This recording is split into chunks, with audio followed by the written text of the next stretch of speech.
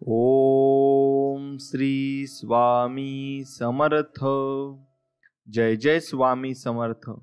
स्वामी भक्तांनो, स्वामी माऊलीचे असेच गोड संदेश प्राप्त करण्यासाठी आपल्या चॅनलला नक्कीच सबस्क्राईब करा आणि बेल आयकॉन नक्कीच ऑन करा। याने आपले येणारे व्हिडिओज आपल्यापर्यंत लवकरात लवकर पोहोचतील आणि तुमच्या मित्राला देखील हा व्हिडिओ नक्की शेअर करा। याने आपले स्वामी भक्त फॅमिली नक्कीच वाढेल।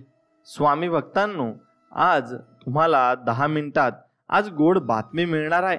त्यासाठी तुम्ही नक्कीच तयार राहा आणि स्वामी तुम्हाला नक्कीच साथ देतील। त्यामुळे तुम्ही आज जास्त आनंदित होणार आहात आणि उत्साहाने तुम्ही नक्कीच भरून जाणार आहात। त्यामुळे स्वामींवर विश्वास ठेवून नक्कीच तुम्ही स्वामींचं नामस्मरण करा। तुम्हाला पाहिजे ती गोष्ट नक्कीच मिळेल। स्वामी सांगतात, जन्माला आला आहेस थोडं जगून बघ, जीवनात खूप दुःख आहे थोडं सोसून बघ, चिमुटभर दुःखाने कोसळू नको बाळा, दुःखाचे डोंगर पचवून बघ, यशाची चव चाखून बघ, अपयश येतं निरखून बघ, घरटं बांधणं सोपं असतं थोडी मेहनत करून बघ, जगणं पण कठीण मरणं सोपं असतं, दोन्हीतल्या वेदना सोसून बघ, जीवन मरण एक कोडं असतं, जाता जाता एवढं कोडं नक्कीच बाळा तू सोडून बघ आणि या जीवनाचा अनुभव तुला नक्कीच येईल आणि माझं नाव कायम तुझ्या मुखात राहू दे। मी तुझ्या कायम पाठीशी राहील आणि कायम तुझ्या सोबत राहील, हे अभयवचन मी तुला देतो, असे स्वामी आपल्याला म्हणत आहेत। आणि हो, आहे मी स्वामी भक्त, स्वामींमुळे माझ्या जीवनाला अर्थ, त्यांच्या छत्रछायेशिवाय बाकी सगळे व्यर्थ, मी आहे स्वामी भक्त। आणि मित्रांनो, तुमचाही स्वामींवर असाच विश्वास असेल तर नक्कीच तुम्ही व्हिडिओला एक लाईक करा आणि कमेंटमध्ये लिहा, मी आहे एक स्वामी भक्त आणि श्री स्वामी समर्थ असं टाईप करा। मित्रांनो, म्हणून आपलं पण चांगलं होईलच, कारण स्वामींना माहिती आहे की मी कधीच आपण कोणाचं वाईट केलं नाही आणि कधी आपण करणारही नाही। कारण आपल्या मनात चांगल्या गोष्टी आहेत आणि चांगलं आपण सर्वांचं बघत असतो। मनात नसतानाही अनपेक्षितपणे काही मिळतं तेव्हा ते एकतर आपल्या चांगल्या कर्माचं फळ असतं किंवा कोणाच्या तरी आशीर्वादाचं बळ असतं, एवढं मात्र निश्चित आहे। म्हणून आपण एकटे आहोत असा विचार करून कधी खचून जाऊ नका, उलट आपण एकटेच पुरेसे आहोत असा विचार करून ठाम राहा। स्वामी तुमच्या पाठीशी कायम आहेत, एवढं मात्र निश्चित लक्षात ठेवा।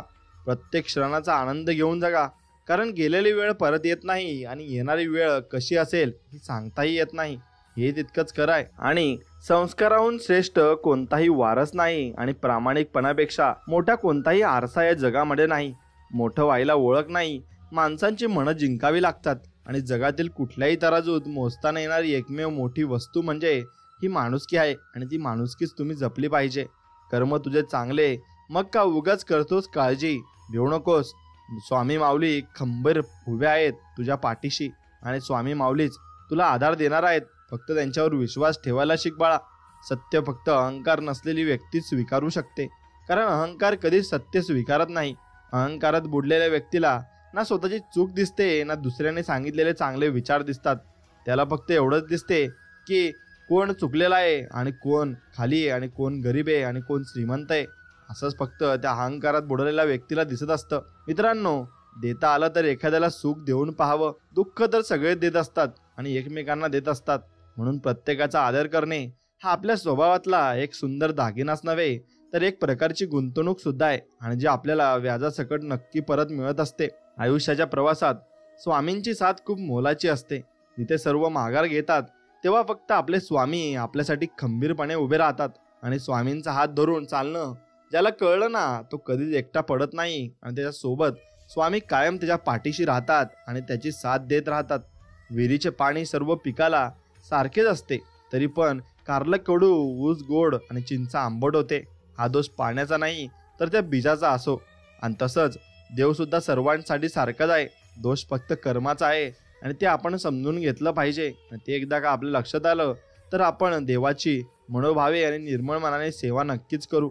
नको सोसो असा दुःखाचे घाव, स्वामींनी जाणले अंतरंगीचे भाव, तू नक्कीच जिंकणार आयुष्याचा डाव, स्वामीच तारतील ती भवसारगाची नाव आणि तीच नाव तारण्यासाठी स्वामी आपल्या आयुष्यात आले आहेत आणि स्वामींची आपली भेट झाली आहे। चालताना ठेस लागली तर नेहमी दगडाला दोष द्यायचा नसतो, कधी कधी आपणच आपला पाय चुकीच्या ठिकाणी ठेवत असतो, हे लक्षात आलं पाहिजे। केलेले कष्ट आणि स्वामींची सेवा कधीच वाया जात नाही, संयम ठेवा, त्याचं फळ वेळ आल्यावर नक्कीच तुम्हाला मिळेल आणि ते मिळूनच राहील. देव आणि मन दिसत नाही, म्हणूनच ते अनमोल आहे. आणि आपलं मनही तसं निर्मळ तुम्ही ठेवा आणि भावसागरात तुमच्या त्या मनाच्या प्रत्येक माणसाला अगदी कोमलतेने ठेवा. नक्कीच मित्रांनो, तसंच त्याच निर्मळ मनाने स्वामी तुम्हाला सर्व काही देतील. आपल्या संघर्ष काळात संयम हाच एक रस्ता आहे. तो फक्त प्रयत्न कर, एक दिवस आपलाच असणार आहे असं आपण फक्त ठामपणे विश्वासात म्हणायला हवं आणि त्या कृती आपण करायला हव्या. संयम बाळगा. काही वेळा सर्वात चांगल्या गोष्टी मिळवण्यासाठी सर्वात वाईट परिस्थितीतून आपल्याला जावं लागत असतं आणि आपल्या जीवनातील प्रत्येक संघर्ष हा आपल्याला अधिक बळकट बनवतो. स्वप्ने तेव्हा साकार होतात जेव्हा आपण त्यांच्यावर कठोर परिश्रम घेतो आणि आयुष्यातील प्रत्येक अडचण ही आपल्या यशाच्या प्रवासातली एक पायरी आहे आणि आपल्या आयुष्यातील प्रत्येक दिवस हा एक नवीन संधी आहे आणि त्याचा सदुपयोग तुम्ही नक्कीच केला पाहिजे. पाठीवरच्या ओझ्यापेक्षा मनावरचं ओझं नेहमीच जड असतं आणि ते हलकं करायचं म्हटलं म्हणजे झेलणारा देखील तितकाच आपलासा असावा लागतो आणि तो असायलाही हवा. आपल्या आराध्य देवता आणि शक्तींवर नेहमी निसंकोच भक्ती आणि विश्वास ठेवा. योग्य वेळ ती देवता आणि शक्ती इतकं देते की मागायला काही उरतच नाही आणि उरणार देखील नाही. वाटतात तितक्या सोप्या नसतात कर्तव्याच्या वाटा. कोणाच्या तरी सुखासाठी थांबावं लागतं. मनातलं दुःख मनातल्या कोपऱ्यात लपवावं लागतं. गैरसमज नको म्हणून जगाला हसून दाखवावं लागते आणि ओल्या पापण्यांच्या आड असलेलं पाणी आडोशाला जाऊन पुसावं नक्कीच लागत असतं आणि तेच आपण पुसलं पाहिजे आणि त्याच पुसणाऱ्यालाच मग जग हे सुंदर दिसत असतं. आपण सुंदर असो किंवा नसो, पण शब्द सुंदर असले पाहिजे, कारण लोक चेहरा विसरतात पण शब्द विसरत नाही, हे खरं आहे. स्वामी आमचे गुरु आहेत आणि इथून आमचं आयुष्य आणि आमचं अस्तित्व हे सुरू होत असतं. नशिबात असेल तर ते सगळ्यांनाच मिळते, पण नशिबात नसते ते फक्त श्री स्वामी समर्थांच्या दरबारात मिळत असते आणि ते फक्त आपण त्यांच्या भक्ती करून ते घेऊ शकतो. आता लक्षात ठेवा, संकटे येतील पण तेव्हा गुरुवचन विसरू नकोस. सुखाचे क्षण येतील तेव्हा सन्मार्गाला सोडू नकोस. फक्त चांगल्या मार्गावर चालत राहा. आपल्या आराध्य देवता आणि शक्तींवर नेहमी निसंकोच शक्ती आणि भरपूर काही गोष्टी तुम्ही ठेवल्या पाहिजे आणि भक्ती विश्वास तुम्ही ठेवला पाहिजे. योग्य वेळी ती देवता आणि शक्ती इतकं देते ना की मागायला तुम्हाला काहीच उरणार नाही, हे तितकंच खरं आहे. सर्वात श्रीमंत ते आहेत जे थोडेसे समाधानी आहेत, कारण समाधानी ही निसर्गाची संपत्ती आहे आणि जो व्यक्ती समाधानी असतो ना तो खरंच सुखी असतो. जीवन दिले तू सांभाळणाराही तूच, आशा नाही विश्वास आहे, दुःख निवारणाराही तूच. निश्चिंत राहा मी पाठीशी आहे, खरा होई जागा श्रद्धेसहित. कसा होशील त्याविनं तू स्वामी भक्त, कितीदा दिला तिले बोल त्यांनीच साथ. आणि नको डगमगू स्वामी देतील साथ, स्वामी देतील साथ. आणि अशा काळांमध्ये स्वामी नक्कीच आपल्याला साथ देतात. फक्त आपण न डगमगता आपण फक्त स्वामींचं नामस्मरण केलं पाहिजे. कौतुक करणाऱ्या अनेक व्यक्तींपेक्षा प्रोत्साहित करणारी एक व्यक्ती सोबत असावी, जी आयुष्यातील सर्व नकारात्मकतेला पुरून उरेल आणि आपल्याला सर्व काही चांगल्या गोष्टी सांगत जाईल.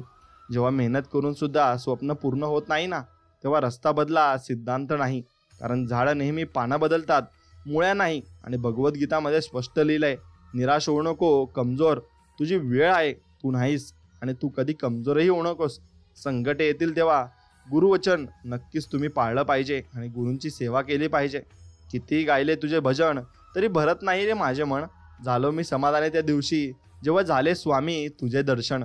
आणि असेच दर्शन मला दररोज हो, ही स्वामींचरणी प्रार्थना. मित्रांनो, एक गोष्ट लक्षात ठेवा, तुम्हाला तुमच्या आयुष्यामध्ये तुमचा दृष्टिकोन हा चांगला ठेवायचा आहे आणि प्रत्येक विषयी हा मनामध्ये कधीही संशय नाही आणि कधी कडवटपणा ठेवायचा नाही आहे. आपल्या देवावर निसंकोच विश्वास ठेवा.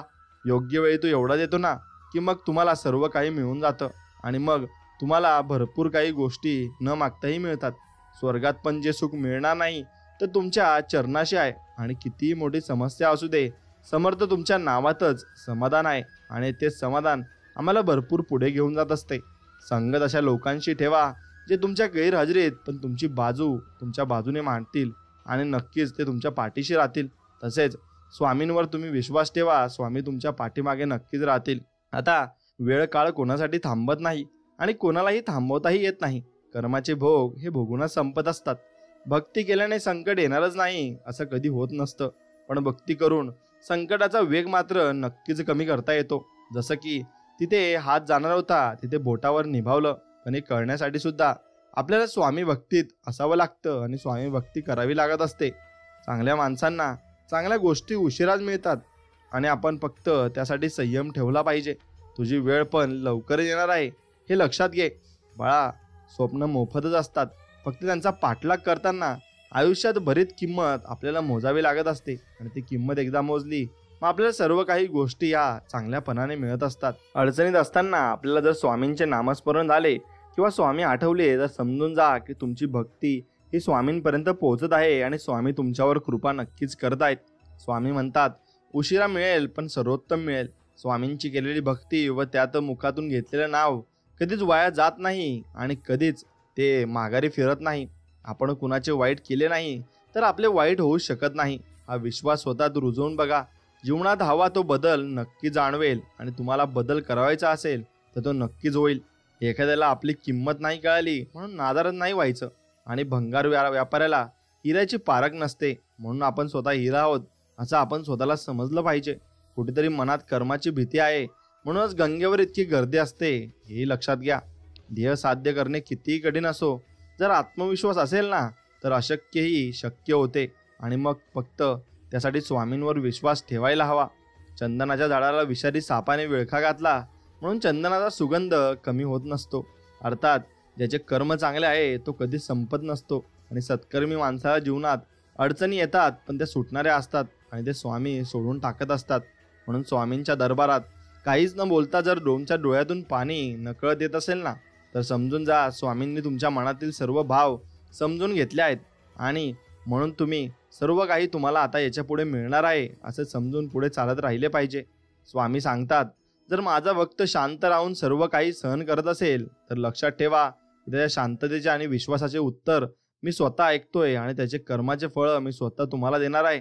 म्हणून मित्रांनो, 100 याग केले म्हणजे इंद्र होतो आणि इंद्राच्या 5 पट ताकद ब्रह्मदेवात आहे आणि ब्रह्मदेवाच्या 6 पट ताकद विष्णूत आहे आणि विष्णूच्या 7 पट ताकद शंकरात आहे. शंकराच्या 100 पट ताकद क्षीरसागरातील महाविष्णूत आहे आणि महाविष्णूत 1000 पट ताकद नवनारायणात आहे आणि नवनारायणाच्या 10,000 पट ताकद विराट स्वरूपात आहे आणि विराट स्वरूपाच्या 1,00,000 पट ताकद मायेत आहे आणि माया ज्याच्यापासून निर्माण झाली आहे त्याच्या ताकदीला अंतच नाही आणि त्याला अनंत म्हणजे स्वामी समर्थ असे म्हणतात. आणि स्वामी समर्थ सर्वीकडे असतात, फक्त त्यांची आठवण काढा. नक्कीच तुमच्या मदतीला ते धावून येतील आणि पळत येतील. भूतकाळ कसा पण असू द्या, भविष्यकाळ आपलाच आहे. लढायचं आणि घडायचं एवढंच लक्षात ठेवायचं. विश्वास आणि आशीर्वाद डोळ्यांनी दिसत नाही तर मात्र अशक्य गोष्टीलाही ते शक्य करत असतात. तू चांगले कर्म करत राहा, तुझे चांगले करायला आम्ही समर्थ आहोत असे स्वामी आपल्याला वचन देत आहेत. कुणाच्या वाईट विचारानं तुमचं काहीच वाईट होणार नाही, कारण तुमचा कर्ता आणि करविता तुमच्या पाठीशी उभा आहे. संयम ठेवला आणि प्रयत्न करीत राहिलात ना तर कितीही मोठी वाईट परिस्थिती असो, मार्ग हा निघतच असतो आणि त्यातून मार्ग निघणार ना मग तुम्हाला सर्व काही मिळतही असतं. माणूस असतो प्रेम करण्यासाठी आणि पैसे असतात वापरण्यासाठी, पण झालंय सगळं उलटं. माणसाचा वापर केला जातो आणि पैशावर प्रेम नक्कीच केलं जातं. हे जे कलियुग चालू झालं आहे म्हणून तुम्हाला यात पैसेही नक्कीच कमवावे लागतील. म्हणून एक गोष्ट लक्षात घ्या की तुमच्या स्वामींच्यावर किती विश्वास आहे ना याच्यावर तुम्ही किती काय मिळवू शकता हे अवलंबून असतं. म्हणून तुमचा विश्वासात ठाम आणि निर्मळ मनाने तुम्ही ठेवला पाहिजे. गुरु आणि रस्ते दोघात एक साम्य आहे. स्वतः जिथे आहे तिथेच राहतात परंतु दुसऱ्यांना मात्र त्यांच्या ध्येयापर्यंत नक्कीच पोहोचवतात. जे झाले आहे ते चांगलेच झाले, जे होत आहे तेही चांगलेच होत आहे आणि जे होणार आहे तेही चांगलेच होणार आहे. फक्त एवढ्यावर विश्वास ठेवा. काळजी करू नकोस, कारण त्याने तुला या जगात पाठवलं आहे ना त्यालाच तुझी जास्त काळजी आहे हे लक्षात ठेव असे स्वामी आपल्याला म्हणत आहेत. माणसाच्या परिचयाची जरी सुरुवात चेहऱ्याने होत असली ना तरी त्याची संपूर्ण ओळख वाणी, विचार, व्यवहार आणि कर्मानेच होते. म्हणून वाणी चांगली ठेवा, व्यवहार सगळ्यांची चांगलेच करा आणि नक्कीच तुमचे विचारही तुमच्या मनाप्रमाणे चांगलेच असायला हवेत आणि कर्म तुमचे नेहमीच चांगले असायला हवेत. म्हणून या चारही गोष्टी तुम्ही अगदी मनापासून आणि चांगल्या करायला हव्या. कर्म जगासमोर कितीही चांगलेपणाचा देखावा करा तरी कर्म एक कर्म असतं आणि ते आज ना उद्या भोगावेच लागत असतं. हे मात्र तितकंच खरं आहे. जर महाराज माऊली प्रतीक्षा करायला लावत असतील तर नक्कीच तुमच्या अपेक्षेपेक्षा खूप मोठं सुख तुमच्या उंदळीत टाकत असतात आणि योग्य वेळ आली की कळतेच आपल्याला, फक्त त्यांच्यावर अखंड विश्वास आपला असायला हवा.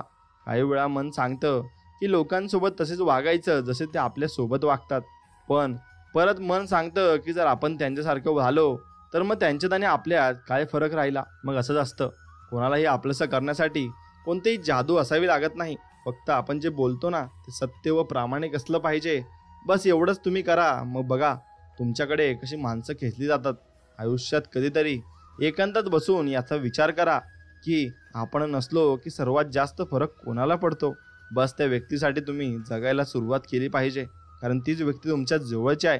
फक्त इतकंच प्रामाणिक राहायचं की जेव्हा कोणी म्हणेल ना तुला तुझ्या कर्माचं फळ मिळेल, तेव्हा आनंद व्हायला हवा, भीती नव्हे. कारण आपण चांगले कर्म करायला हवेत, चुकीची नाही. अगरबत्तीचा सुगंधही त्याच वेळी दरवळतो ज्यावेळी न दिसणारी हवा तिला साथ देत असते. आणि मग म्हणून आपल्याला कोण साथ देते त्याला शेवटपर्यंत साथ द्यायला शिका. त्या ठिकाणी कधीच बसू नका ज्या ठिकाणी दुसऱ्यांबद्दल वाईट बोललं जातं, कारण तुम्ही उठून गेल्यावर त्या ठिकाणी पुढची चर्चाही ना तुमचीच रंगणार आहे आणि तुमच्याबद्दलच सगळे बोलणार आहेत. भाकरीसुद्धा दोन्ही बाजूंनी जर भाजली ना आणि जर गरम केली ना तर त्याचप्रमाणे ती चांगली लागते आणि छान लागते. मग तसंच जीवनातही नाती ही दोघांकडून मिळाली ना आणि दोघांकडून जर प्रेम मिळालं ना तरच ती निभावली जातात आणि तरच ती चांगली राहतात. हेही लक्षात ठेवा. चांगले विचार आणि चांगली भावना ही आयुष्याची खरी संपत्ती आहे. जर तुम्हाला आयुष्यामध्ये खूप संघर्ष करावा लागत असेल तर स्वतःला दोष देत बसू नका. फक्त स्वतःला नशीबवान समजा, कारण तुम्हाला याच्या पुढे जे संकट आता येत आहेत ना त्याच्यापेक्षा डबल तुम्हाला आनंद मिळणार आहे आणि संधी मिळणार आहेत आणि तुम्हाला देव तितकंच वरती घेऊन जाणार आहे. सर्व दरवाजे बंद झाले तरी स्वामींच्या मनाचा दरवाजा हा हृदयाचा दरवाजा कायम उघडा असतो. अपेक्षा स्वामींकडून ठेवा, इतर लोकांकडून नको. अडचणीत असाल तर स्वामी तारतील, एकटे असाल तर सांभाळतील आणि मार्ग सापडत नसेल तर दाखवतील. अश्रू थांबत नसतील तर ते पुसतील. फक्त स्वामींना आतुरतेने साथ घाला, ते सर्व काही तुमच्यासाठी करतील. एखाद्या अडचणीत देवाने तुमचे लगेच ऐकले की तुमची श्रद्धा वाढते, उशिरा ऐकले की तुमची सहनशक्ती वाढते, पण ऐकलेच नाही तर देवाला ठाऊक आहे ही अडचण तुम्ही सोडवू शकता, म्हणून ती तुमची सोडवली पाहिजे. देवाची मूर्ती विकत घेताना रुपयाचा भाव करतात आणि तीच मूर्ती घरात आणली की देवाकडे कोटी मागतात. खरंच अंधार असतो मनात आणि दिवा लावता मंदिरात. मग असं चालत नाही आणि स्वामी तसे आपल्याला म्हणतात, देवाकडे काही मागायचे असेल तर नेहमी आईचे स्वप्न पूर्ण व्हावे हा आशीर्वाद मागा, कारण तुम्हाला कधी स्वतःसाठी काही मागायची गरज पडणार नाही, कारण घरचे आपल्यासाठी सगळं काही मागत असतात. देवावर विश्वास असेल तर देव जे देईल त्यातच समाधान माना, पण स्वतःवर विश्वास असेल तर देवाला सुद्धा तुम्हाला जे हवे आहे ते देणे भागच पडेल. ही नियती आहे आणि हेच कर्म आहे. प्रार्थना म्हणजे फक्त शब्दांचा उच्चार नव्हे, प्रार्थनेचा अर्थ ईश्वराचे चिंतन करणे आणि त्याला अनुभवणे हे आहे. जर तुम्ही देवाकडे काही मागितल्यावर मिळाले नाही तर त्याच्यावर रागवू नका, कारण देव तुम्हाला जे आवडेल ते देत नाही. त्याऐवजी ते तुमच्यासाठी चांगले आहे ना आणि पुढे टिकून राहील ना ते तुमच्यासाठी ते देव देत असतो. देव काहीतरी देईल म्हणून मंदिरात जाऊ नका, तर देवाने आपल्याला बरंच काही दिलंय ना, म्हणून तुम्ही मंदिरात जावा आणि देवाकडे एकच प्रार्थना करा, देवा आम्हाला सुखी समाधानी आणि निरोगी ठेवा आणि सगळ्यांना चांगलं आयुष्य द्या. हेच तुम्ही देवाकडे मागितलं पाहिजे. आयुष्यात अशी एक वेळ येते तिथं आपल्याला काय हवं आहे यापेक्षा आपल्या कुटुंबाची काय इच्छा आहे हे महत्त्वाचं असतं आणि मग आपल्याला तो निर्णय तिथे घ्यावा लागत असतो. मित्रांनो, तसंही गीतेमध्ये लिहिलं आहे, अंत ही आरंभ है, वासना ही मोह है, समझ ही ज्ञान है, अपेक्षा हे दुःख है, एकांत ही सुख है. म्हणून आपण त्याप्रमाणे जगलं पाहिजे. आपण कोणाची जास्त अपेक्षा करू नये आणि एकांतात राहायचं, त्यातच सर्वात मोठं सुख आहे. आणि जो तुमचा अंत असतो तो तुमचा प्रारंभ असतो. म्हणून हार कधीच मानू नका आणि मागे कधी हटू नका. आणि वासनाचं मोह असते, मग जेवढी जास्त आपल्याला ज्या गोष्टीविषयी ज्या व्यक्तीविषयी वासना असली तेवढी जास्त आपण त्या मोहामध्ये अडकत जातो आणि मग आपण तिथे फसून जातो. हिंमत ठेवा आणि पुढे जा. टोमणे तर देवाला सुद्धा सहन करावे लागतात. आपण तर साधी माणसं आहोत, म्हणून आपल्याला ते टोमणे बसणारच आहेत. फक्त आपल्या मार्गाने चांगल्या मार्गाने चालत राहा, जिद्द सोडू नका. आयुष्याची सुरुवात कधीही आणि कोठूनही होऊ शकते हे तितकंच खरं आहे. एकटे चालून मोठे व्हा, कारण सोबतीचे कधी धोका देतील हे सांगताही येत नाही. आणि जे आज मनात आहे उद्या तुमच्या नशिबात पण असेल, ही स्वामींची इच्छा आहे आणि ते स्वामी तुमच्याकडून मागत आहेत. जगातील सर्वात महाग गोष्ट म्हणजे विश्वास, कारण तो विकत घेता येत नाही, तो फक्त मिळवता येत असतो. मोठमोठ्या अपेक्षांच्या मागे धावताना लहान लहान गोष्टीतला आनंद हरवून बसतो आणि तोच आनंद आपण नक्कीच घेतला पाहिजे आणि त्या आनंदाने आपण नक्कीच सुखी समाधानी होऊन जाऊ, हेही तितकंच खरं आहे. मित्रांनो, एक गोष्ट लक्षात ठेवा, तुमचे कर्म हे तुमचं भविष्य ठरवत असतात. म्हणून कर्म करताना जरा सावधगिरी आपण बाळगली पाहिजे. ज्याची सुरुवात इमानदारी, स्वकष्ट आणि शून्यापासून होते, त्यांना हारण्याची, घाबरण्याची ओळख निर्माण करण्याची गरज आणि भीती अजिबात नसते. त्या सर्व गोष्टी आपोआप मिळतात. आणि आपल्याला किती लोक ओळखतात याला महत्त्व नाही, तर ते आपल्याला का ओळखतात याला नक्कीच महत्त्व असतं आणि त्यालाच महत्त्व असायला हवं. सकाळ म्हणजे फक्त सूर्योदय नसते, ती एक देवाची सुंदर कलाकृती असते. तो अंधारावर मिळवलेला विजय असतो आणि जगावर पसरलेल्या प्रकाशाच्या साम्राज्याची साक्ष असते. आणि आपल्या आयुष्यातल्या नव्या दिवसाची आणि ध्येयाची सुरुवात आपण तिथून करत असतो. म्हणून आपण सकाळी नक्कीच देवाचे दर्शन घ्यायला हवे. खूप मोठे व्हा, पण अवघड जग जिंका. परंतु सावली देणाऱ्या वृक्षाला आणि आधार देणाऱ्या माणसांना तुम्ही कधीच विसरू नका, हे लक्षात ठेवा. आणि ती माणसंच तुम्हाला शेवटपर्यंत साथ देतील. म्हणून स्वामी महाराज, माझ्या पायात इतके बळ द्या की धावत धावत मी तुमच्या दरबारी येऊ शकेल.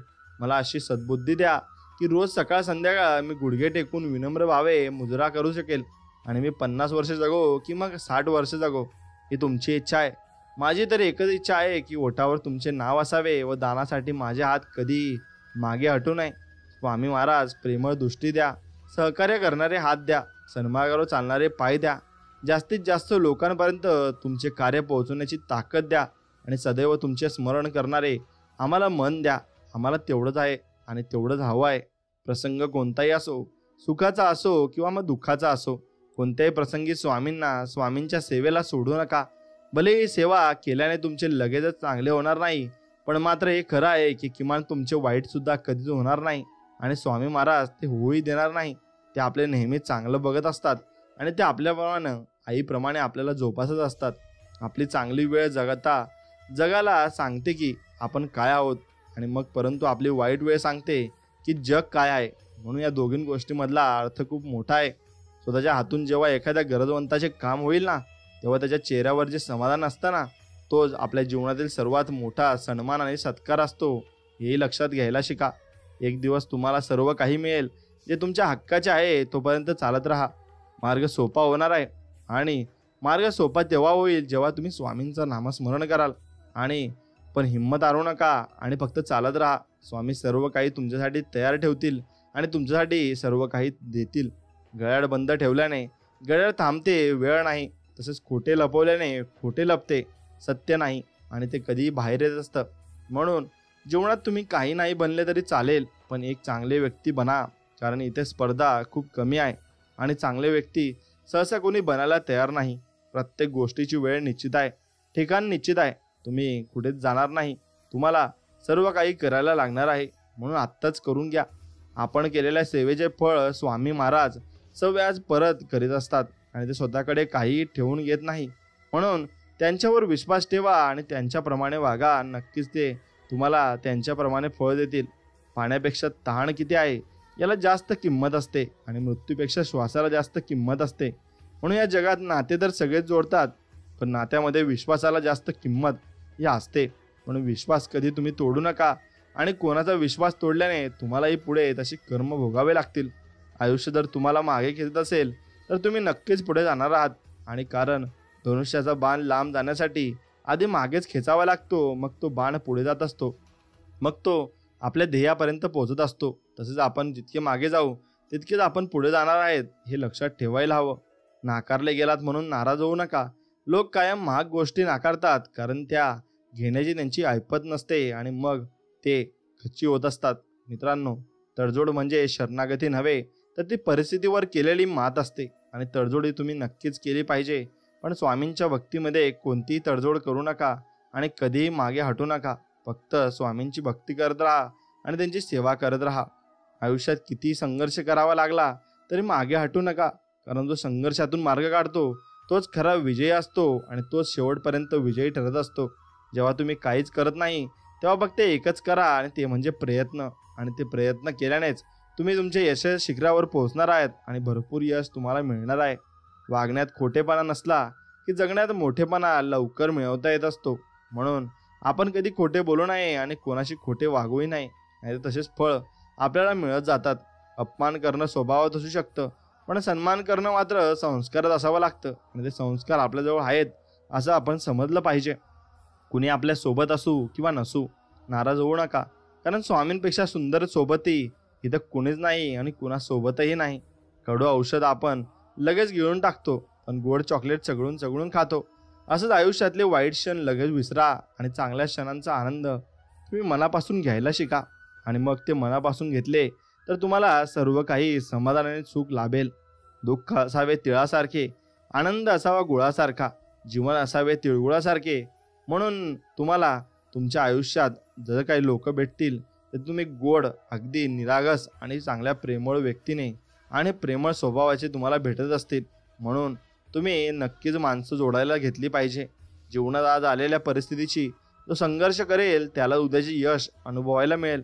मग तुम्हाला उद्याचे यश जर अनुभवायचे असेल तर तुम्हाला आज काबाड कष्ट करावंच लागेल आणि भरपूर कष्ट केल्यावरच तुम्हाला संधी मिळेल कुठेतरी जायची आणि वर जायची. म्हणून मित्रांनो, जिंकल्यावर गोळा होणारी आपली नसतात. जिंकण्याच्या अगोदर खडतर प्रवासात सोबत होती ती आपली माणसं असतात आणि तीच आपण जपून ठेवली पाहिजे. कानाकडून आलेल्या विचारांपेक्षा मनाकडून आलेल्या विचारांना प्राधान्य द्यावे. आणि कठीण परिस्थितीत मनुष्याला आधाराची गरज असते, सल्ल्याची नाही. आणि ते सल्ला आपण त्यांच्याकडून मागतो म्हणून आपल्याला आधार हवा असतो, कोणाचा सल्ला नाही. तेव्हा आपल्याला कोणीतरी आधार दिला पाहिजे आणि सल्ला कोणाला दिला नाही पाहिजे. म्हणून जे काही चालू आहे ते तुमच्यासोबत आणि ते फक्त थोड्या वेळापुरतंच आहे. अजून थोडे दिवस विश्वास ठेवा, सगळं काही तुमचं नीट होणार आहे. हेही खरं आहे. तुमची खरीखुरी श्रद्धा योग्य ठिकाणी असेल तर पाषाणालाही देवत्व येत असते. म्हणून तुमची भक्त खरी श्रद्धा पाहिजे आणि निर्मळ मनाने तुम्ही भक्ती केली पाहिजे. सुखासाठी लोकांसमोर हात पसरण्यापेक्षा एकदा माझ्या स्वामी माऊलीनं समोर हात जोडून तर बघा. वाईट वेळ काही नशीब बदलायलाही वेळ लागणार नाही आणि मग सर्व काही तुम्हाला मिळेल जे तुम्हाला पाहिजे आणि तुमचं नशीब एका दिवसात पलटून जाईल. प्रामाणिकपणे कार्य करण्याचा प्रयत्न केल्यास केव्हाही कोठेही सामर्थ्य आणि समर्थ्य असल्यासोबत आणि आपल्यासोबतच असतात. आपल्याला संकटे, वाईट प्रसंग नाही आले तरी मग स्वामींचे नामस्मरण हे सतत चालू ठेवायचे आहे आणि चालू राहिलेच पाहिजे.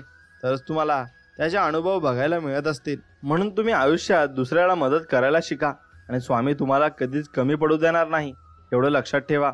जर माझे नाव तुझ्या ओठाशी आहे तर घाबरतोस कशाला. मग असे स्वामी आपल्याला अभयवचन देत आहे आणि आपण निश्चितच घाबरले नाही पाहिजे, कारण स्वतः स्वामी मालक आपल्या सोबत आहेत आणि पाठीशी आहेत.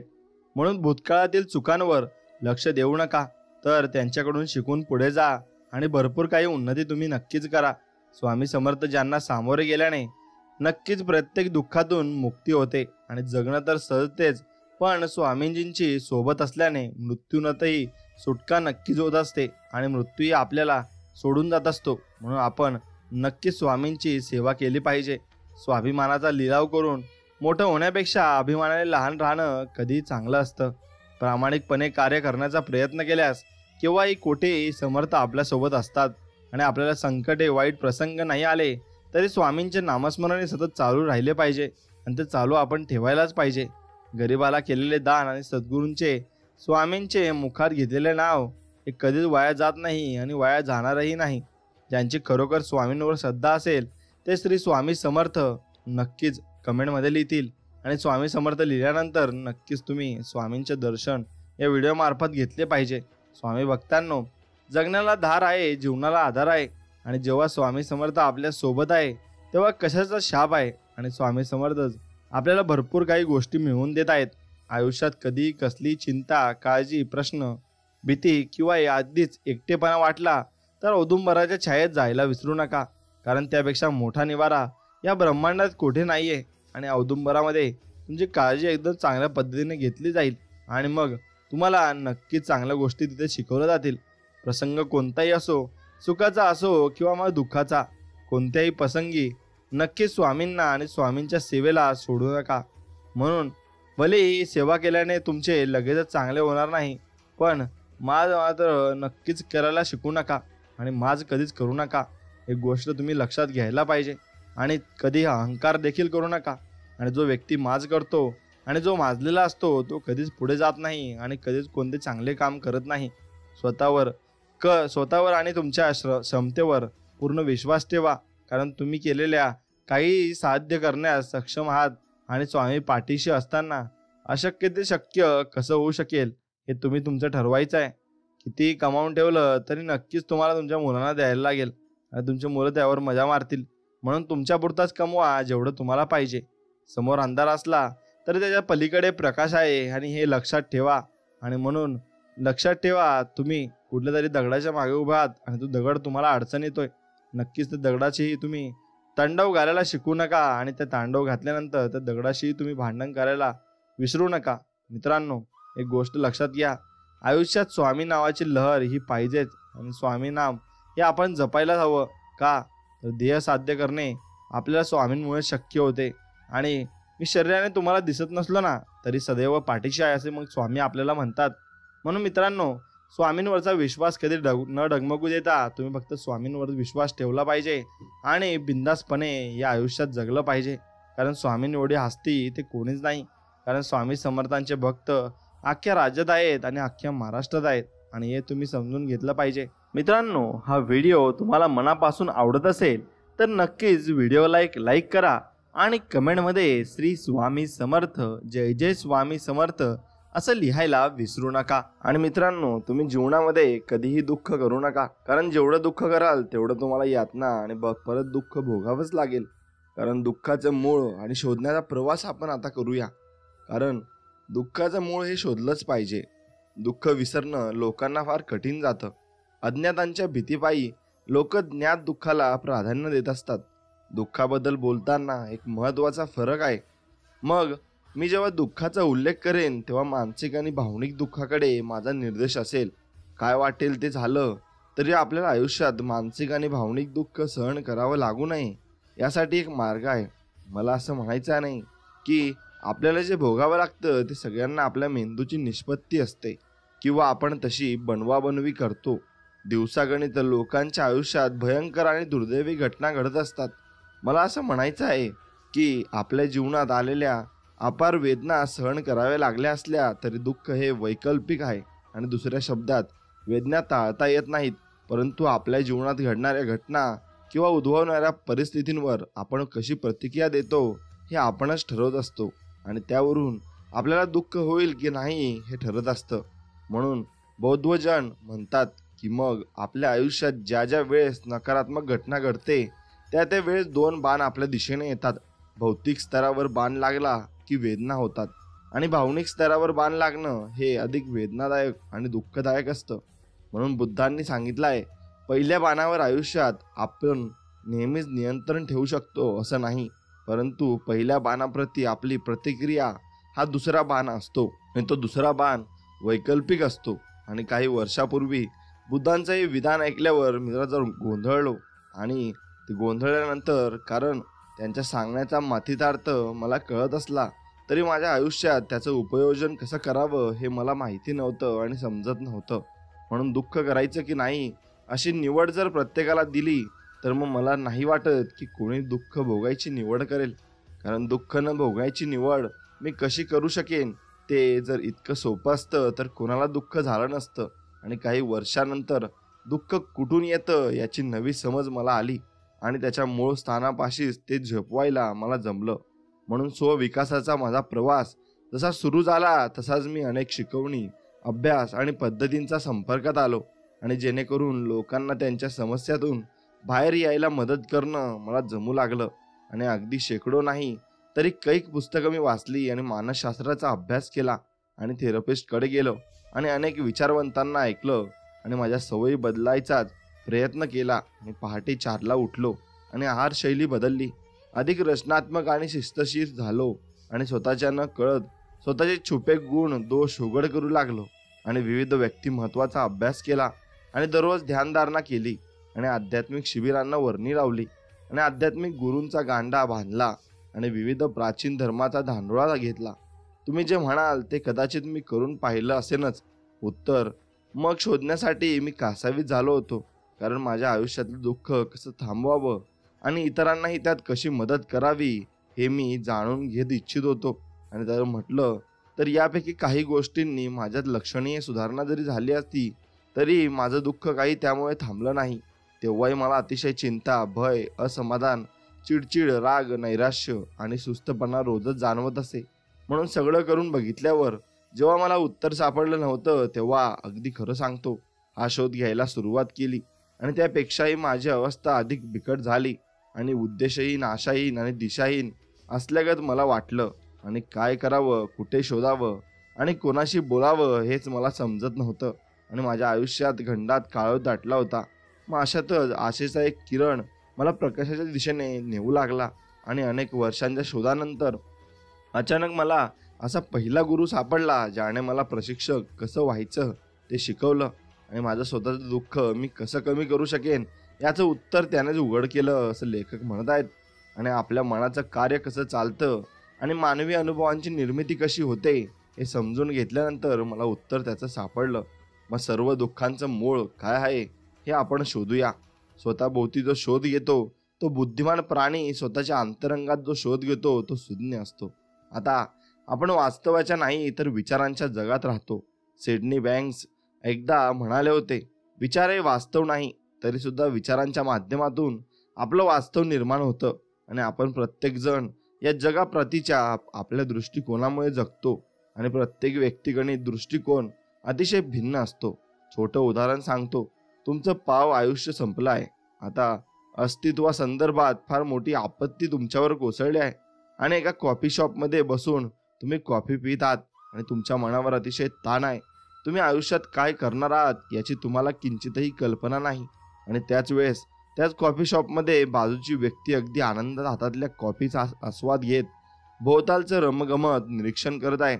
आणि तुम्ही दोघं एकाच कॉफी शॉपमध्ये आहात पण एकच गंध अनुभवत आहात आणि तुमच्या भोवती तेच सगळे त्रयस्थ आहेत. पण तरीसुद्धा तुम्हा दोघांना जग अतिशय भिन्न दिसत आहे. मग आपल्यापैकी अनेक जण एक समान प्रसंगातून जातात पण समाधान स्थानी एकाच वेळेस असतात.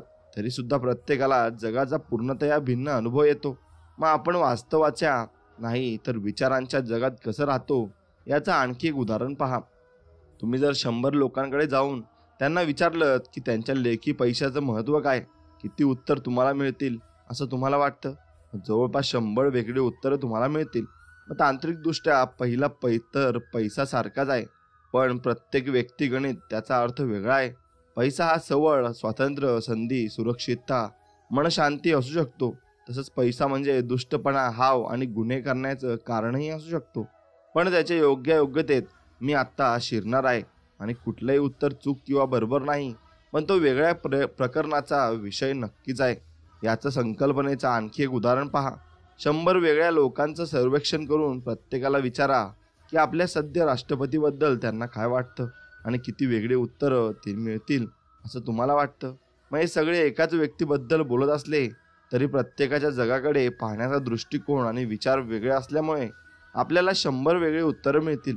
एखाद्या घटनेला आपण जो अर्थ देतो त्यावर आपल्याला त्याबद्दल कोणता भाव वाटतो हे निश्चित होतं.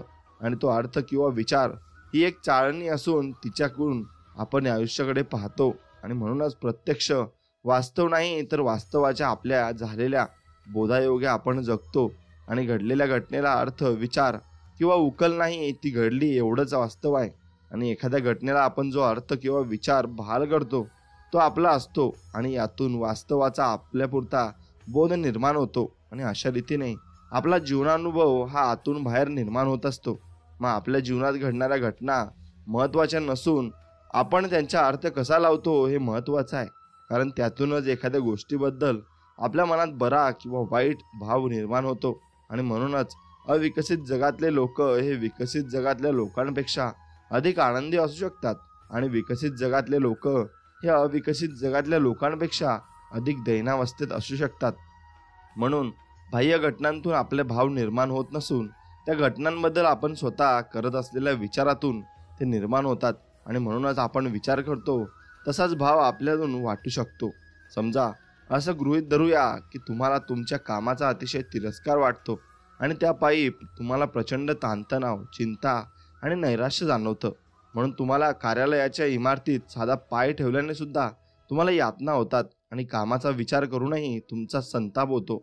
आणि जर कुटुंबाबरोबर सोफ्यावर बसून एकत्रित TV वरचा कार्यक्रम पाहत असताना कामाच्या विचाराने तुम्ही कदाचित धुमसत असाल, म्हणून तुमच्या व्यतिरिक्त घरातले सगळे मात्र कार्यक्रमाचा आनंद घेत असतील.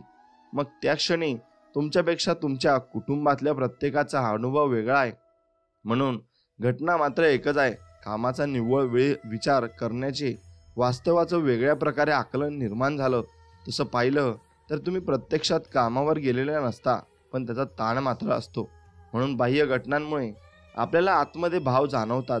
हे जर सत्य असतं तर आपल्या घरातल्या बैठकीच्या खोलीत कुटुंबियांबरोबर बसून टीव्हीवर विनोदी कार्यक्रम बघत असताना प्रत्येक वेळेस तुम्ही आनंदात असायला हवं होतं, पण तसं होत नाही. आता तुम्ही म्हणाल की कामासारख्या बाह्य घटनेमुळे तुम्हाला असा ताण आणि चिंता जाणवते आहे. यावर मी तुम्हाला एक प्रश्न विचारतो. आपण जर असलेल्या कामाबद्दल प्रत्येक व्यक्तीला अगदी असाच भाव जाणवतो, हे पूर्ण सत्य आहे का? म्हणून दोन वेगळ्या व्यक्ती अगदी एकच काम करत असल्या तरी दोघांचाही त्या कामावरचा अनुभव पूर्णपणे वेगळा असू शकतो. आणि एखाद्यासाठी तो अमोघ अनुभव असेल, त्याची स्वप्नपूर्ती असेल, तर दुसऱ्यासाठी ते दुःस्वप्न असेल. आणि काम करणं म्हणजे त्याला नरकयातना वाटत असतील. त्या दोन व्यक्तीमध्ये एकमेव फरक म्हणजे ते त्यांच्या कामाचा विचार करतात अर्थात आणि करतात कसा करतात त्यावरूनच त्यांना कामाबद्दल सरतेशेवटी काय वाटतं हे निश्चित होतं. म्हणून तुम्हाला तुमच्या कामाचा तिरस्कार आहे या मूळ गृहीतकाकडे परत जाऊया आणि त्याचा नुसता विचार मनात आला तरी तुम्हाला किती ताणतणाव, चिंता आणि नैराश्य जाणवतं ते आठवा. म्हणून पुढील दिलेल्या प्रश्नांचं उत्तर देऊन आपण चटकन एक विचार प्रयोग करूया. तुम्हाला तुमच्या कामाचा तिरस्कार वाटतो हा विचार नसता तर तुम्ही कोण झाला असता? म्हणून तुमच्या मनात नेमकं काय येतं हे जाणून घेण्यासाठी मिनिटभर स्वस्थ बसा आणि ते उत्तर मिळेपर्यंत हलू नका. तुम्ही जर अति विचार केला नाहीत आणि तुमच्या अंतरंगातून उत्तराला खरंच वर येऊ दिलं ना, मग तर त्या विचाराशिवाय तुम्हाला बहुतेक करून आनंदी, शांत आणि मुक्त आणि तरट नक्कीच वाटेल. आणि एखादी विशिष्ट घटना किंवा वस्तूबद्दल नेहमीप्रमाणे विचार केला नाही तर आपला त्या प्रतीचा अनुभव पूर्णपणे वेगळा असतो आणि ठरतो. म्हणून अशा प्रकारे आपण वास्तवाच्या नाही तर विचाराच्या जगात वावरतो आणि वास्तवाचं आपलं आकलन आतून बाहेर निर्माण होतं. म्हणून आपल्याच विचारांची ती निष्पत्ती असते आणि नव्याने लक्षात घेऊन तुम्ही मानवाच्या मानसिक दुःखाच्या कारखान्यापर्यंत पोहोचले आहात. म्हणून आपला स्वतःचा विचार हेच आपल्या दुःखाचं मूळ आहे. आणि नक्कीच शेकडोतीत फेकण्यापूर्वी जरा हे ऐका. आणि मी असं म्हणत नाही की हे सारं सत्य नसून केवळ तुमचा कल्पना विस्तार आहे. म्हणून वास्तवाचं आपलं आकलन हे खरोखरच सत्य आहे आणि आपण जो विचार करू तेच भाव आपल्याला जाणवतील आणि आपले भाव सत्य असतात हे नाकारता येणारच नाही. मात्र आपलं वास्तव कसं निर्माण होतं हे जोवर आपण पाहणार नाही तोवर आपला विचार आपल्याला अतर्क्य आणि बदल न करण्यासारखा वाटेल. आणि आपण जो विचार करतो तोच भाव आपल्याला जाणवतो हे जर समजलं तर विचार बदलून भाव बदलता येतात आणि हेही आपण जाणून घेऊ शकतो. अशा प्रकारे अनुभव हे आपल्यालाच नक्कीच विचारातून येतात आणि हे जाणून आपण ते बदलू नक्की शकतो. म्हणून हे जर खरं असेल तर काहीतरी वेगळं आणि क्षणार्थ आपलं जीवन रूपांतरित करणाऱ्या कशापासून तरी विचारहीन असण्याच्या स्थितीपासून आपण केवळ एका विचाराने दूर आहोत. म्हणून थोडक्यात ज्या क्षणी आपण विचार करणं थांबवतो त्या क्षणी आपल्या आनंदाला सुरुवात होते. आणि एक तरुण भिक्षू आणि रिकामी नाव, विचार हेच आपल्या दुःखाचं मूळ आहे या संदर्भातील एक नक्कीच कथा आहे, ती तुम्ही ऐका. फार वर्षापूर्वीची गोष्ट आहे. एक तरुण जैन भिक्षू एका छोट्याशा मठात राहत होता आणि लहानशा तलावाच्या बाजूला एका जंगलात हा मठ होता. आणि त्या मठात काही वरिष्ठ भिक्षू होते आणि बरेच नवागत होते आणि त्यांना अद्यापी भरपूर शिकायचं होतं. त्यांच्यावर मठाच्या अनेक जबाबदाऱ्या होत्या आणि अनेक महत्त्वाचं म्हणजे त्या प्रत्येकाला रोज खाली बसून डोळे मिटून अनेक तास शांततेत ध्यानधारणा करावी लागत असे. म्हणून प्रत्येक ध्यानांतराच्या नंतर नेहमी ते किती प्रगती झाली याचा अहवाल त्यांना त्यांच्या मार्गदर्शकाला द्यावा लागे. मग आपल्या तरुण भिक्षूला मात्र दैनंदिन ध्यानधारणेत लक्ष केंद्रित करणं फार कठीण जात होतं आणि त्यांची अनेक कारणं होती आणि त्यापायी तो त्रस्त झाला होता. आणि त्या तरुण भिक्षूने आपल्या प्रगतीबद्दल, खरं म्हणजे प्रगती न होण्याबद्दल आपल्या मार्गदर्शकाला जेव्हा अहवाल दिला तेव्हा त्या ज्येष्ठ भिक्षूने या तरुण भिक्षूला साधासा प्रश्न विचारला, तुला नेमका कशाने संताप येतो आहे असं वाटतं? तर या प्रश्नात एक शिकवण दडलेली होती. तरुण भिक्षू म्हणाला, मी ध्यानधारणा करतो आहे हे ठाऊक असूनही कोणीतरी मला विचलित करतं, या गोष्टीचा मला राग येतो आणि जरा समजूतदारपणे नाही का वागता येत यांना. मग मी पुन्हा डोळे बंद करून मन एकाग्र करायचा प्रयत्न करतो तितक्यात एखादी मांजर किंवा तत्सम प्राणी माझ्या बाजूने जातो आणि पुन्हा माझं लक्ष विचलित होतं. मग एव्हाना वारं जरी वाहू लागलं, झाडांच्या फांद्या जरी हलू लागल्या, तरी मला राग येऊ लागतो. आणि एक कमी म्हणून मी की काय पक्षी चिवचिवाट करू लागला, इथे कुठलीही शांतता सापडणे कठीणच आहे. हे ऐकून त्या ज्येष्ठ भिक्षूने आपल्या शिष्याला म्हटलं, आलं लक्षात. प्रत्येक वेळेस अडथळा आला की तू अधिकाधिक रागवतोयस. ध्यानधारणा ज्यासाठी करायची त्याच्या नेमकं उलट घडत आहे. म्हणून लोक किंवा प्राणी किंवा भोवतालच्या इतर बाबी तुला तुझ्या कार्यात विचलित करत असताना त्यावर राग न धरण्याचा मार्ग तुला शोधावा लागेल. आणि अशा प्रकारे मार्गदर्शकाची सल्लामसलत झाल्यानंतर तो तरुण भिक्षू मठातून बाहेर पडला आणि एका शांत जागी बसून ध्यानधारणा करावी असं त्यांना ठरवलं. मग तलावाच्या काठालगतच त्याला तशी जागा सापडली आणि आपली चटई तिथे टाकून तो बसला आणि ध्यानधारणेला सुरुवात केली. आणि अचानक पक्ष्यांचा थवा पाण्यावर उतरला आणि त्याच्या पंखांच्या फडफडण्याने त्याच्या ध्यानधारणेत व्यत्यय आला. तो आवाज ऐकताच नेमकं काय घडलं हे पाहायला भिक्षूने डोळे उघडले. तसं पाहिलं तर मठापेक्षा तलावाचा काठ अधिक शांत होता. तरी सुद्धा भिक्षूची शांती भंग करणाऱ्या बाबी तिथेही होत्याच. मग त्याला पुन्हा राग आला आणि जी शांतता तो शोधत होता ती जरी गवसली नाही तरी तो पुन्हा तलावाच्या काठी बसू लागला. आणि अचानक एका छोट्याशा वळणावर त्याला एक नाव बांधलेली दिसली आणि त्याच्या मनात एक मस्त कल्पना आली. या नावेत बसून तलावाच्या मध्यावर जावं आणि तिथे ध्यानधारणा करावी आणि तलावाच्या मध्यावर मला विचलित करणारं कोणीच नसेल. मनातल्या विचारानुसार नाव वल्लवत तो तलावाच्या मध्यभागी गेला आणि तिथे ध्यानधारणा करू लागला. आणि त्याच्या अपेक्षेनुसार तलावाच्या मध्यभागी त्याला कोणीच विचलित केलं नाही. तो दिवसभर ध्यानधारणा करू शकला आणि संध्याकाळ होताच तो मठात परत आला आणि पुढचे 2 दिवस त्याचा हाच कार्यक्रम सुरू राहिला. तर ते शेवटी ध्यानधारणेसाठी अचूक स्थान सापडल्याने तो उत्तेजित झाला आणि मग त्याला रागही आला नव्हता. शांतपणे तो ध्यानधारणेचा सराव करू शकत होता. तिसऱ्या दिवशी नावेत बसून तो तलावाच्या मध्यभागी पोहोचला. त्याने ध्यानाला सुरुवात केली आणि काही मिनिटांनी त्याला पाण्याचा लपलप असा आवाज आला आणि त्याची नाव डगमगल्यासारखं त्याला जाणवलं. आणि तलावाच्या मध्यभागी कोणीतरी किंवा काहीतरी त्याला विचलित करत असल्यापायी तो अस्वस्थ झाला होता आणि त्याची सुरुवात झाली. त्याने डोळे उघडले तेव्हा त्याच्याच दिशेने थेट येणारी दुसरी एक नाव त्याला दिसली आणि तो ओरडून म्हणाला, तुझी नाव दुसरीकडे ने, अन्यथा तू माझ्या नावेवर आदळशील. परंतु ती नाव त्याच्या दिशेने येतच राहिली आणि आता ती अवघ्या काही फुटांवर होती. तरुण भिक्षूने पुन्हा ओरडून सूचना दिली तरी सुद्धा ती नाव तशीच पुढे येत राहिली. शेवटी ती धाडकन भिक्षूच्या नावेवर आपटली. आता मात्र भिक्षूचा संताप झाला. तो किंचाळला, कोण रे तू? या अथांग तलावाच्या मध्यभागी असलेल्या माझ्या नावेला का ठोकर दिलीस? समोरून काहीले उत्तर आलं नाही. भिक्षूचा पारा फारच चढला आणि त्या दुसऱ्या नावेत कोण आहे हे पाहायला तो उभा राहिला. तर काय आश्चर्य, त्या दुसऱ्या नावेत कोणीही नव्हतं आणि कदाचित वाऱ्यामुळे ती नाव पुढे येऊन याच्या नावावर आपटली असावी. आणि त्या भिक्षूचा राग ओसरू लागला. रिकामी नाव होती ती, त्यात चिडण्यासारखं काहीच नव्हतं. मग त्या क्षणी त्याला त्याच्या मार्गदर्शकाचा प्रश्न आठवला, तुला नेमका कशाने संताप येतो आहे असं वाटतं? त्याच्या मनात आलं, इतर व्यक्ती, परिस्थिती किंवा वातावरण यामुळेच नाही, रिकाम्या नावामुळे नाही, तर मग त्याच्याप्रती मी व्यक्त केलेल्या प्रतिक्रियेमुळे मला राग आला होता. मग या रिकाम्या नावाप्रमाणेच लोक किंवा परिस्थिती अस्वस्थ करून मला संतप्त करतात आणि मी जर प्रतिक्रिया दिलीच नाही तर मला संतापायला लावण्याचे सामर्थ्य त्या कोणत्याही नाही आणि कोणातही नाही. म्हणून त्यानंतर तो भिक्षू आपले नाव वल्लवत किनाऱ्याकडे गेला आणि तो मठात परतला आणि इतर भिक्षूंबरोबर त्यानेही ध्यानधारणाला सुरुवात केली. आता त्याच्या भोवताली आवाज होत असत, त्याचं चित्त विचलित होत असे, पण तो भिक्षू त्या सर्वांकडे रिकामी नाव या भावनेत पाहून स्वतःची ध्यानधारणा शांतपणे सुरू ठेवे. तेव्हा ज्येष्ठ भिक्षूने हा बदल पाहिला. तेव्हा तो तरुण भिक्षूला म्हणाला, तुला कशाने खरोखर राग येत होता हे लक्षात घेऊन तू त्याच्यावर मात केली आहेस आणि हे माझ्या लक्षात आलं आहेस. आणि म्हणून असंच तुम्ही तुमच्या विचारांवर मात केली पाहिजे. म्हणून आपण विचार तरी का करतो हे तुम्ही लक्षात घेतलं पाहिजे. मी विचार करतो आणि लाखो वेळा आनंद विहार विचार मी केला आहे, मग एखादाही त्यासह नाही. म्हणून माणूस म्हणून उत्क्रांती होत असताना तर्क, विश्लेषण आणि विचार करण्याची उत्कृष्ट आधुनिक क्षमता आपल्यात विकसित झाली आणि त्यामुळे जगायला मदत झाली.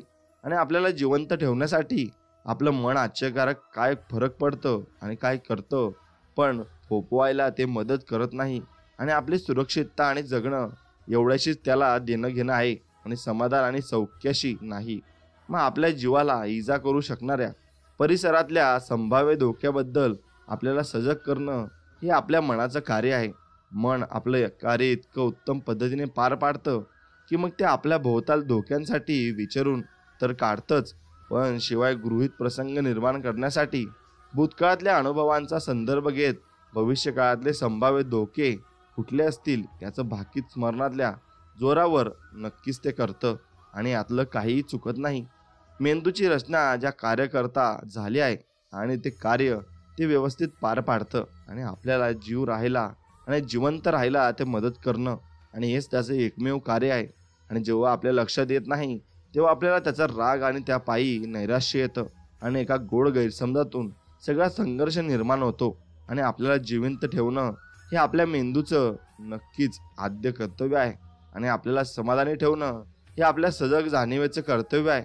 मुळात स्वतःसाठी शांतता, प्रेम आणि सौख्य शोधण्याचा या प्रवासाला तुम्ही सुरुवात करण्यामागचं कारण म्हणजे तुमचा आत्मा आहे. आणि जे कार्य करण्यासाठी मेंदूची रचना झाली आहे ते कार्य ते उत्तमरित्या पार पाडताय. आणि परंतु आता काही तुम्ही पूर्वीसारखे जंगलात राहत नाही, कुठल्या तरी कोपऱ्यात तुमचा मृत्यू दबा धरून बसलेला नाही. तेव्हा तुम्ही तुमच्या मेंदूची या कार्यातून मुक्तता करू शकता.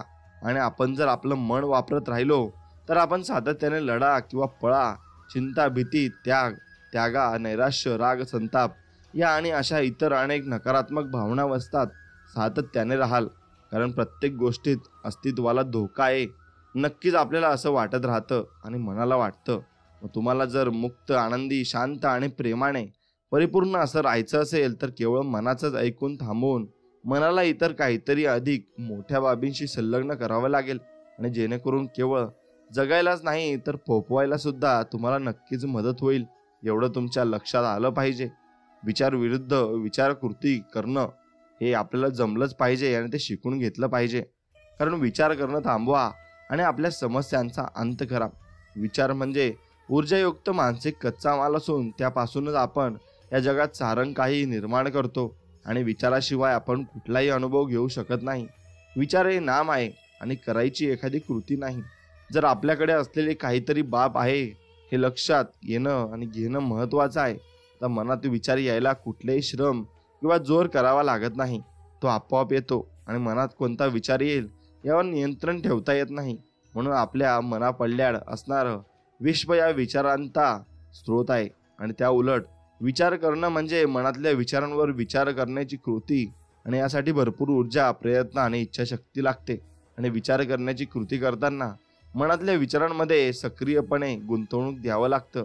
आणि मनातल्या प्रत्येक विचारांशी गुंतवणूक घ्यायची गरज नसते, परंतु जेव्हा असं गुंतवणूक घेतलं जातं तेव्हा ती विचार करण्याची कृती ठरते. आपल्या सर्व मानसिक दुःखाचं मूळ हे विचार करणंच आहे. आणि आता तुम्हाला वाटेल की सकारात्मक विचार या चित्रात कुठे बसतात. म्हणून सकारात्मक विचार आणि चांगले वाटणारे विचार हे विचार करण्याच्या कृतीची निष्पत्ती नाहीत.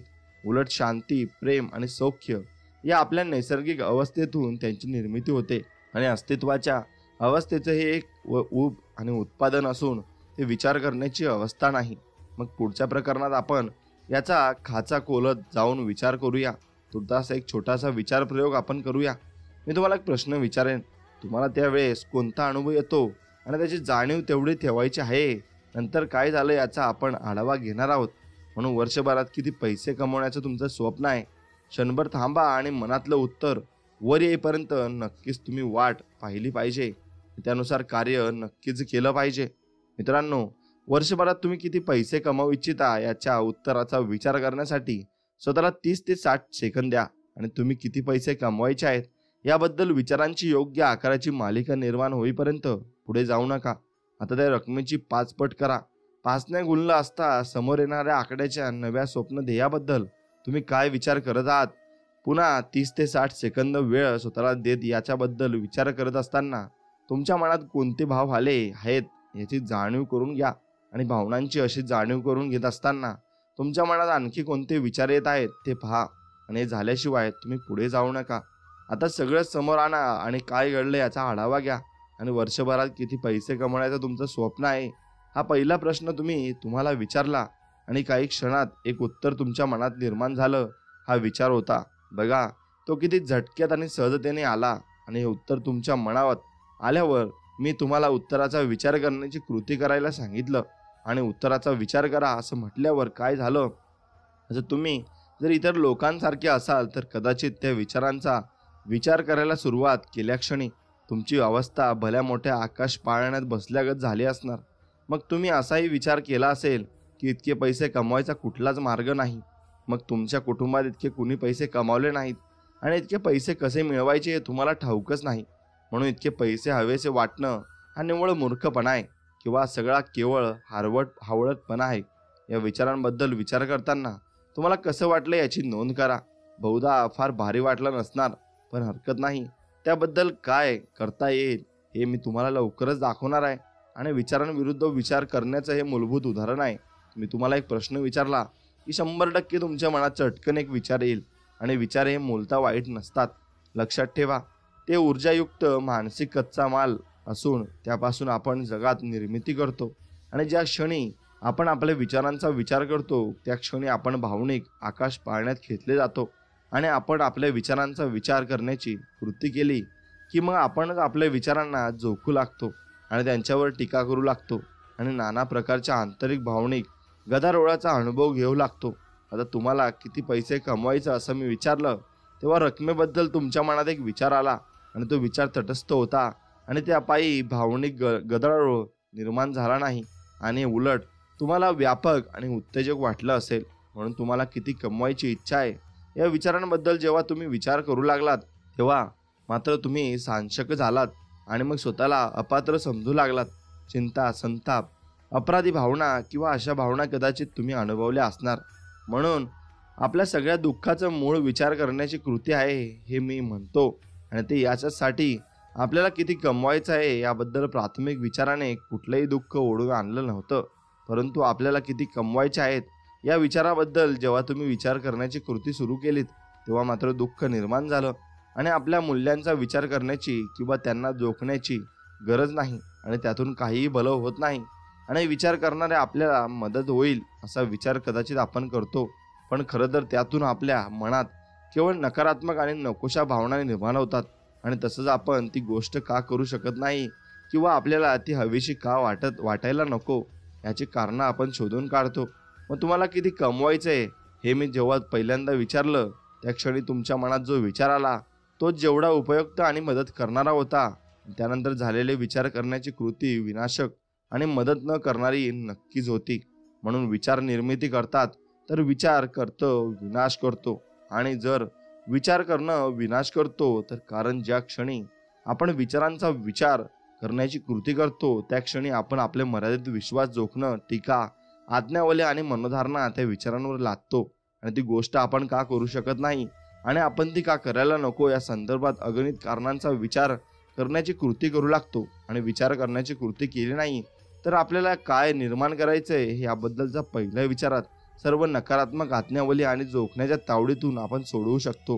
म्हणजे रक्कम तुम्हाला कमवायची आहे त्याचे कार्य मार्ग कोणते असं मी तुम्हाला विचारलं आणि उत्तर द्यायला तुम्ही पुरेसे वेळ घेतलात तर मग ते घडवून आणण्याचे वेगवेगळे मार्ग तुमच्या मनात डोकावू लागल्याचा तुमच्या लक्षात येईल. आणि निर्मितीचे विचार आहेत.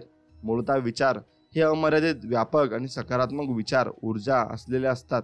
आणि तुम्हाला जेव्हा सकारात्मक भावना जाणवतात, तरल आणि सचेत वाटू लागतात तेव्हा दिव्यत्वाकडून तुम्हाला विचार प्राप्त झाल्याचं तुमच्या लक्षात येईल.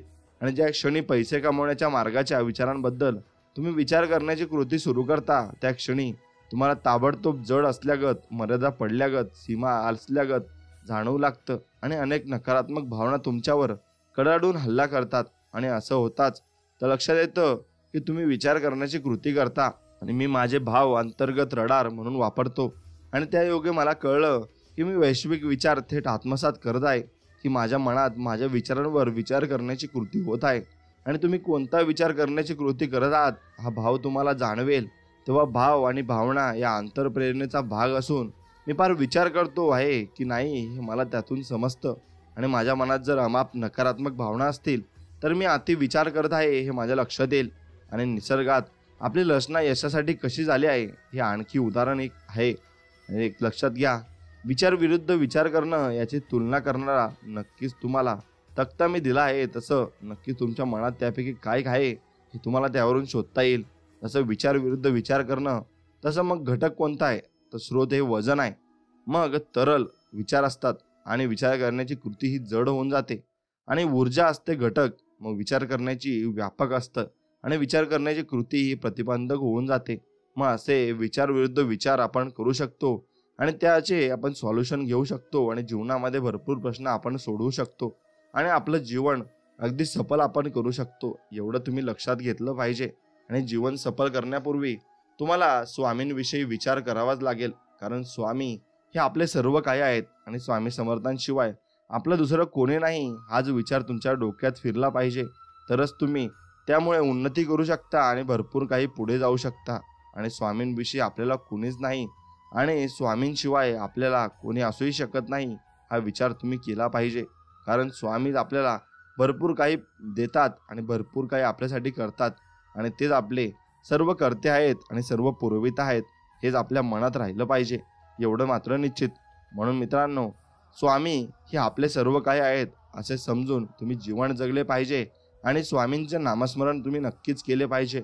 जीवनात तुम्ही खूप पुढे जाल आणि खूप प्रगती नक्कीच कराल. स्वामी भक्तांनो, जर हा संपूर्ण व्हिडिओ तुम्हाला मनापासून आवडला असेल तर नक्कीच आपल्या चॅनलला सबस्क्राईब करून आपली स्वामी भक्त फॅमिली वाढवण्यासाठी आपल्याला मदत करा आणि नक्कीच तुमच्या आवडत्या मित्राला हा व्हिडिओ शेअर करा.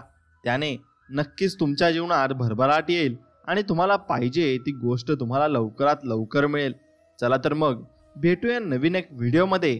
तोपर्यंत जय श्रीराम, श्री स्वामी समर्थ, जय जय स्वामी समर्थ. धन्यवाद.